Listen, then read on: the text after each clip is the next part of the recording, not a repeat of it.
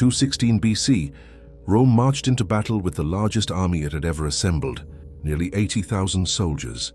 They were confident. Their enemy was outnumbered. Victory seemed inevitable. But the man waiting for them was Hannibal Barca, the general who had already humiliated Rome again and again. What happened next would become one of the most brilliant and terrifying military strategies in history. In just a few hours, the Roman army would find itself completely surrounded, and tens of thousands of soldiers would realize there was no escape.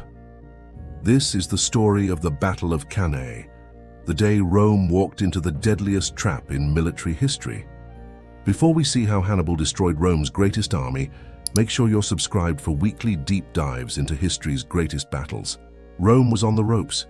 Hannibal's invasion of Italy had already inflicted two catastrophic defeats at the Trebia and Lake Trasimene. The Republic was shaken, and the Senate was desperate. They had appointed a dictator, Fabius Maximus, whose Fabian strategy of delaying and harassing Hannibal's army while avoiding a pitched battle was saving Roman lives but infuriating the public. They saw it as cowardly.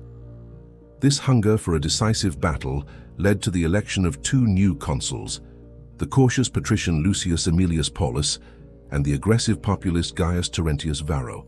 Varro promised a swift, glorious victory, and with the Senate's blessing, they raised a colossal army of 8 legions. On August 2nd, 216 BC, it was Varro's day to command. Eager for glory, he marched his 80,000 men onto the dusty plains of Cannae to crush the 50,000-strong Carthaginian army once and for all. Hannibal had deliberately chosen this ground. The flat terrain was perfect for his superior cavalry. He also positioned his army so the morning wind would blow dust and sand directly into the faces of the advancing Romans, blinding them. He knew he couldn't win a direct fight, so he had to outthink his opponent. He had studied Roman tactics for years, their reliance on a massive, powerful infantry charge to shatter the enemy center, so he designed a trap to turn their greatest strength into their fatal flaw. He arranged his weakest troops, the Spanish and Gallic infantry, in a thin, bulging crescent facing the Romans. He knew they would break. In fact, he was counting on it. Hidden on the flanks, he placed his elite African infantry, and on the wings his veteran cavalry. The stage was set.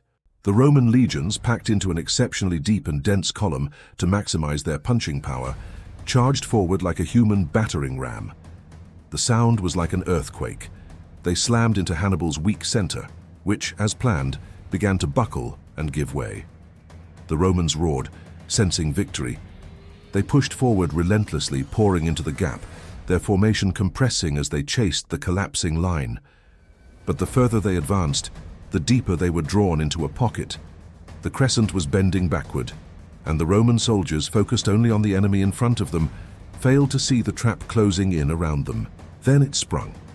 On the wings, Hannibal's cavalry annihilated their Roman counterparts and immediately wheeled around, sealing the rear of the Roman army. The escape route was gone. At that exact moment, Hannibal's elite African infantry, held in reserve, turned inward and smashed into the exposed sides of the compressed Roman legions. The trap was now complete. Surrounded on all 4 sides, the Roman army, once a disciplined fighting force, descended into a chaotic mob. Panic turned to terror. Packed so tightly they could barely lift their swords, the legionaries were helpless. The methodical slaughter began. For 8 hours, the circle of death tightened. There was no escape, no strategy, only the desperate, futile struggle for survival. The consul Paulus, fighting bravely amongst his men, was wounded and unhorsed. He refused to flee and was soon cut down. Varro, the man whose arrogance had led them to this disaster, managed to cut his way out and escape. By the end of the day, the field was a bloodbath. As many as 70,000 Romans were killed or captured. It was the single worst defeat in the Republic's history. In the aftermath, Hannibal's cavalry commander, Hannibal, famously urged him to march on Rome itself, saying, "You know how to win a victory, Hannibal. You do not know how to use one." But Hannibal hesitated, a decision that would be debated for centuries. While he deliberated, the true Roman spirit ignited.